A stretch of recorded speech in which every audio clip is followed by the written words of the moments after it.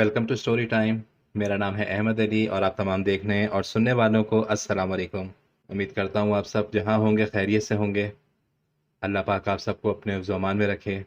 दोस्तों, आज के दौर में ऊंची बिल्डिंग, ऊंचे मकान, लग्जरी लाइफ, इसका एक ट्रेंड चल गया है। हर कोई एक अच्छी लाइफ स्टाइल की रेस में दौड़ रहा है। ऊंची ऊंची बिल्डिंगें बनाने में लोग मसरूफ़ हैं। कल तक जो ज़मीनें बिल्कुल वीरान बंजर पड़ी हुई थीं, आज उन जगहों को अगर देखें तो वो किसी न किसी हसीन मनाजिर का मरकज़ बन चुकी हैं। कहीं ऊंचे होटल, तो कहीं ऊंची बिल्डिंगें, और कहीं पूरी पूरी सोसाइटियां बनी हुई हैं। लेकिन हमने उन बंजर ज़मीनों को जिस तरह आबाद किया, बहुत से लोगों को इस चीज़ का ज़रा भी अंदाज़ा नहीं था कि शायद वहाँ उस ज़मीन पर कोई बसता था, या शायद हमने अपने सुकून के लिए उनका सुकून उजाड़ दिया। चैनल पर आने वाले तमाम नए सारिफिन से रिक्वेस्ट करूंगा कि वो हमारी वीडियो को लाइक और चैनल को सब्सक्राइब ज़रूर कीजिएगा, ताकि आने वाली तमाम नई वीडियोस के नोटिफिकेशन आपको बआसानी मौसूल होते रहें। या अगर आप में से हमसे कोई अपनी स्टोरी शेयर करना चाहे तो डिस्क्रिप्शन में दिए गए लिंक के ज़रिए आप हमसे रब्ता कर सकते हैं, या दिए गए व्हाट्सएप पे आप हमारे को अपनी स्टोरी सेंड कर सकते हैं। वीडियो का आगाज़ करने से पहले आप सबसे रिक्वेस्ट करूंगा कि एक बार आयतल कुर्सी ज़रूर पढ़ लीजिएगा। कराची के इलाके नॉर्थ नाज़ाबाद में एक पुरानी इमारत थी, जिसको गिरा के नई बिल्डिंग बनाई जा रही थी। शहर के मशहूर कॉन्ट्रैक्टर ने यह मॉडर्न 12 मंजिला बिल्डिंग बनाने की जिम्मेदारी ली थी। लेकिन वहाँ के लोगों का और कुछ मजदूरों का ये कहना था कि इस जगह पे पहले कब्रिस्तान हुआ करता था। कहीं ऐसा ना हो कि खुदाई के दौरान हमें कुछ लाश या कोई हड्डियां ना मिल जाएं। लेकिन कुछ दिनों बाद काम शुरू हो गया था, और प्रोजेक्ट के इंजीनियर फ़हीम, जो एक तजुर्बेकार लड़का था, लेकिन वो किसी से ज़्यादा बात नहीं करता था। फ़हीम को कंस्ट्रक्शन फील्ड में 13 साल का तजुर्बा था।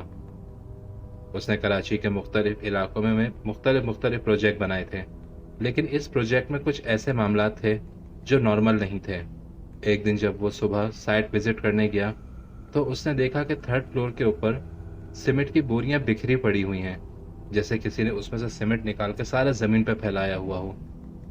मजदूर ने कहा, साहब, हमें रात को यहाँ से कुछ तोड़ फोड़ की आवाज़ें आ रही थी। जब हमने आके देखा तो कोई नहीं था, मगर सीमेंट की बोरियां ज़मीन पर बिखरी हुई थीं। फ़हीम ने हैरत से कहा, क्या मतलब कोई नहीं था? कोई जिन आया था क्या यहाँ जो ये सब करके गया है? मजदूर ने कहा, कुछ समझ नहीं आ रहा, यहाँ अजीब अजीब वाक़े होते रहते हैं। तभी फ़हीम ने साइट के फाइल रिकॉर्ड्स निकाले, और जब उसने सारे रिकॉर्ड चेक किए तो उसे काफ़ी हैरानगी हुई। इसमें एक फाइल में लिखा हुआ था कि 1985 में यहाँ एक कब्रिस्तान हुआ करता था, जिसे गवर्नमेंट ने तोड़ के एक बिल्डिंग बना दी थी। लेकिन उस बिल्डिंग में कुछ अजीब अजीब वाक़यात होते थे। खौफ के मारे फ़हीम का जिस्म ठंडा हो गया था। ये सारी बातें उसने अपने मैनेजर को बताई कि प्रोजेक्ट में इस तरीके की परेशानियां हो रही हैं, लेकिन उनकी तरफ से कोई ख़ास जवाब नहीं आया। मैनेजर ने बस इतना कहा, ये सब बातें तो पुरानी हो चुकी हैं, जो सुनने में बिल्कुल बकवास लगती है। हमने यहाँ पैसा लगाया है, हम काम नहीं रोक सकते। और जैसे जैसे काम बढ़ता जा रहा था, हादसात भी बढ़ते जा रहे थे। 2 हफ्ते बाद वहाँ एक वाक़या हुआ। हारून, जो वहाँ रात में सब मजदूरों के लिए चाय बनाया करता था, एक रात वो चाय बना के चौथी मंजिल तक लेकर गया। लेकिन उसे ऐसा लगा जैसे पांचवी और छठी मंजिल पर भी कोई काम कर रहा है। वो वहाँ चाय देने तो गया, मगर उसके बाद वो कभी वापस नहीं आया। सुबह जब मजदूर वहाँ गए तो उन्होंने देखा उसकी लाश वहाँ पड़ी हुई थी, जो बहुत बुरे तरीके से जख्मी हालत में थी। उसकी गर्दन पूरी तरह से घूमी हुई थी, जैसे किसी ने उसकी गर्दन पूरी मोड़ के तोड़ दी हो। और दीवार के कोने पर लिखा हुआ था, यहाँ मत आना। पुलिस को वहाँ कोई सबूत नहीं मिला, लेकिन सब मजदूरों पर शक कर रहे थे कि शायद ये किसी मजदूर की कोई हरकत होगी। उस रात जब फयाज, जो वहाँ का एक चौकीदार था, उसे ऐसा लगा जैसे उसे किसी का नाम लिया है, कोई उसे बुला रहा है। जब उसने मुड़ के देखा तो वहाँ कोई नहीं था, और जब उसने बिल्डिंग के ऊपर देखा तो पांचवी मंजिल पे उसे कोई काला साया खड़ा हुआ नजर आया, जो बिल्कुल काला और सेया था, और ऐसा लग रहा था वो मुस्तकिल फयाज की तरफ ही देखे जा रहा था।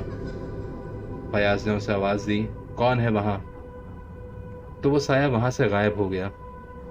फयाज वहां से भागते हुए अंदर गया जहां मजदूर काम कर रहे थे। जब वो भागते हुए अंदर गया तो मजदूरों ने उससे पूछा क्या हुआ, मगर वो उस वक्त कुछ बोल नहीं पा रहा था। उसे जब अपने मुंह की तरफ हाथ मारा तो उसकी जबान गायब थी। ऐसा लग रहा था जैसे किसी ने उसकी जबान नोच दी हो। फिर एक मजदूर के जहन में आया, इससे लिखवाते हैं। जब उसने एक पेपर के ऊपर लिखा तो उसने ये लिखा कि मैंने उसे देखा है। वो कोई इंसान नहीं, कोई साया था जो 5वीं मंजिल पर खड़ा हुआ था, और कोई खौफनाक जैसे कोई शैतान खड़ा हुआ हो। हारून की मौत, फयाज की ये हालत, अब उस जगह का माहौल बहुत बदल गया था। अक्सर मजदूर वहां रात रुकने से मना कर देते थे। एक दिन सब मजदूर एक साथ फहीम के पास आए और आके कहा, सर ये जगह पे कोई बुरा साया है, हम यहाँ काम नहीं कर सकेंगे। जब तक आप कोई रूहानी इलाज नहीं करवाएंगे तब तक हम में से कोई यहाँ काम नहीं कर पाएगा। फहीम ने मना कर दिया और गुस्से में कहा, क्या तुम लोगों ने पागलपन शुरू किया हुआ है? यहाँ इतना पैसा लगाया हुआ है, अगर नहीं करोगे तो पैसा नहीं मिलेगा।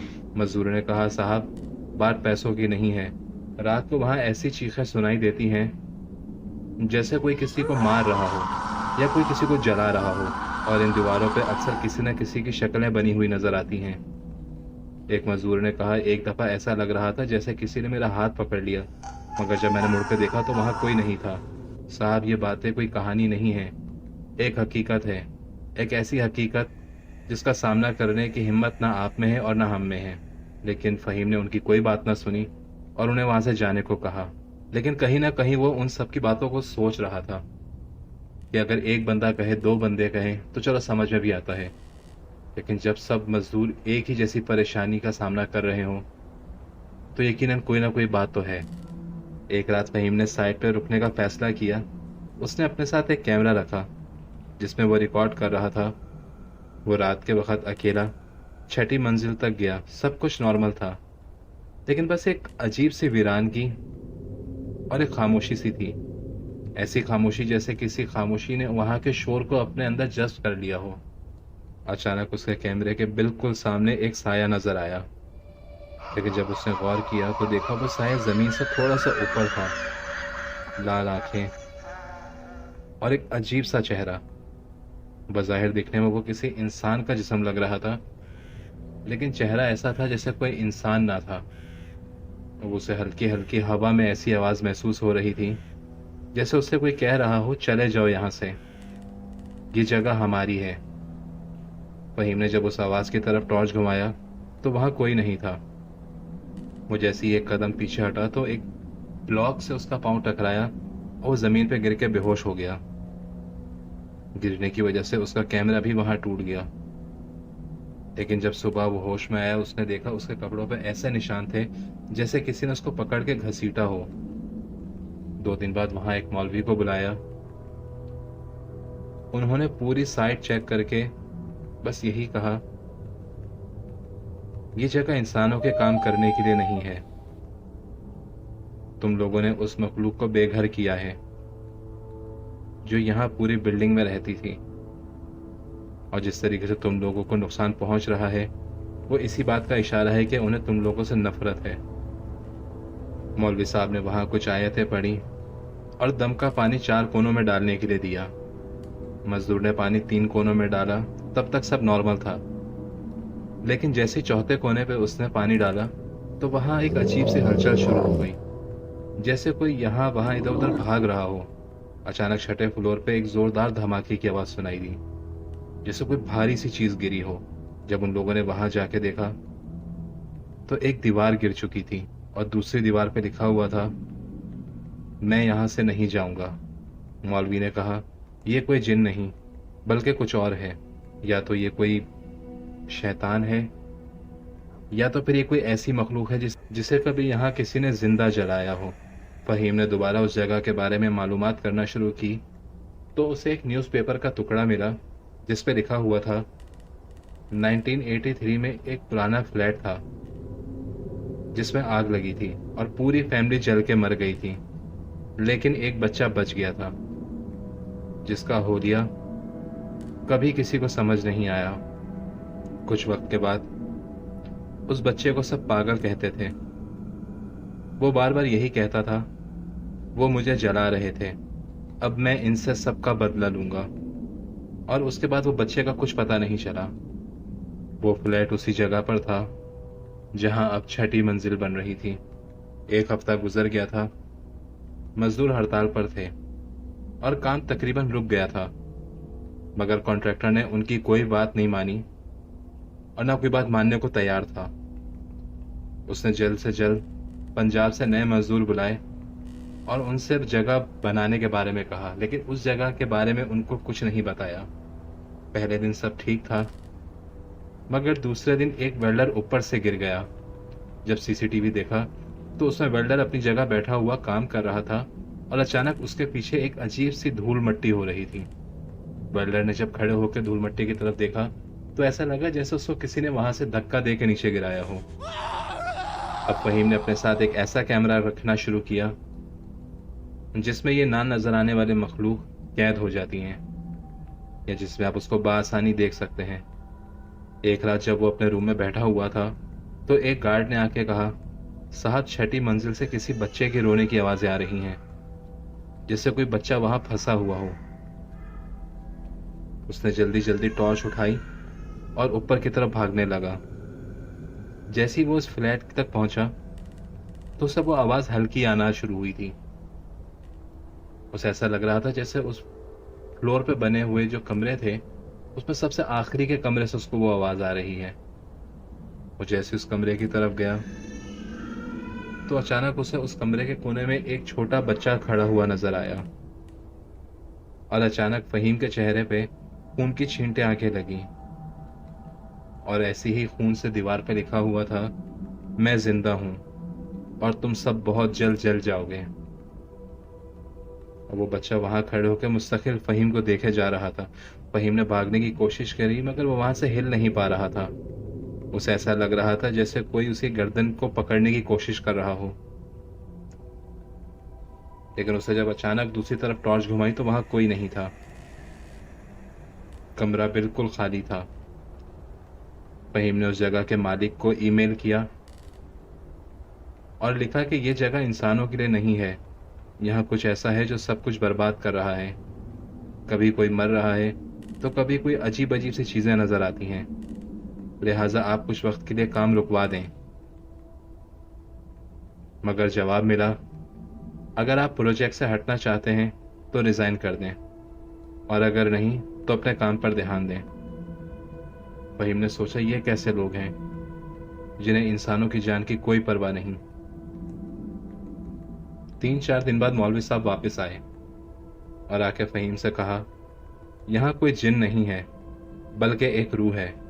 मैंने काफी लोगों से पता किया तो ये बात सामने आई कि यहाँ एक बच्चे को जिंदा जला दिया गया था।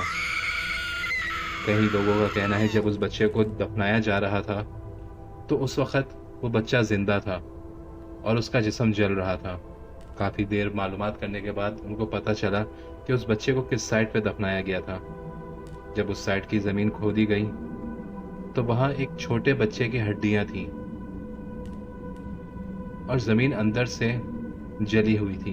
मौलवी साहब ने उस हड्डियों को वहां से निकाला और गुस्ल देकर दूर एक कब्रिस्तान में ले जाकर दफना दिया।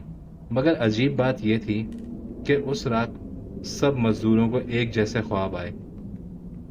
साइट के एक कोने पे बहुत बड़ी सी आग लगी हुई है और लोग जोर जोर से चिल्ला रहे हैं, मगर वो ऐसे चिल्ला रहे थे जैसे उनको किसी की मदद की जरूरत नहीं है।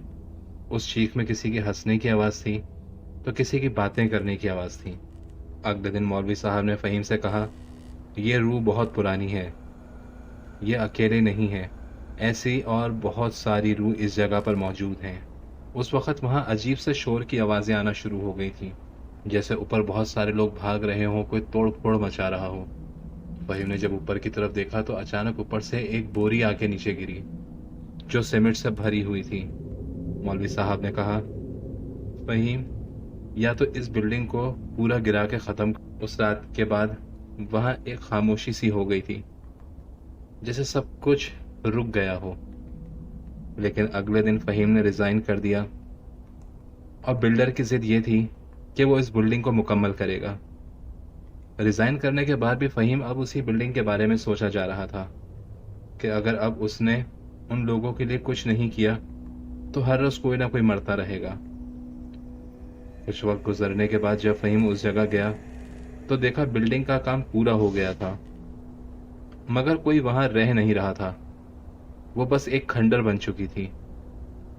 अब लोगों का कहना है कि अक्सर रात में या तपती हुई धूप में कोई छठी मंजिल के ऊपर बैठा हुआ बच्चा नजर आता है, और जो भी मजदूर वहां जाता है किसी न किसी काम के सिलसिले में, तो वो किसी न किसी बुरे हादसे का शिकार जरूर होता है। कराची क्या, पूरे पाकिस्तान भर में आज भी ऐसी बहुत सी इमारतें या बहुत सी ऐसे बिल्डिंग या बहुत से ऐसे घर जो बन तो चुके हैं लेकिन आबाद नहीं हुए। कई बार लोगों ने उसे आबाद करने की कोशिश की, लेकिन वो किसी न किसी तकलीफ या किसी न किसी हादसे का शिकार बने रहे। बहुत से लोग हैं जो ऐसी बिल्डिंगों के बारे में कहते हैं कि इस बिल्डिंग में साया है, इस बिल्डिंग में मत जाओ, लेकिन हम जाने अनजाने में उसे एक मजाक समझ के उस बिल्डिंग की तरफ चले जाते हैं और हमारी ज़िंदगी उस वक्त एक नया रुख ले लेती है। मेरी आप सबसे रिक्वेस्ट है कि अगर कभी आप कोई ऐसे खंडर को देखें या ऐसी बिल्डिंग जो कंप्लीट बनी हुई हो लेकिन वो आबाद नहीं हो पा रही हो, तो प्लीज़ ऐसी जगहों से दूर रहिएगा। न जाने उस बिल्डिंग में किसकी मौत हुई हो या कोई साया बसा हुआ हो जो आपका रहना मुश्किल कर दे। उम्मीद करता हूँ आपको आज की कहानी पसंद आई होगी। मज़ीद ऐसी इंटरेस्टिंग स्टोरी से जुड़े रहने के लिए हमारी वीडियो को लाइक और चैनल को सब्सक्राइब ज़रूर कीजिएगा, और कमेंट करके ज़रूर बताइएगा कि आप किस शहर किस जगह से हमारी वीडियो देख रहे हैं। इंशाल्लाह आपसे जल्द मुलाकात होगी एक नई स्टोरी के साथ। तब तक के लिए अपना बहुत ख्याल रखिएगा। अल्लाह हाफ़िज़।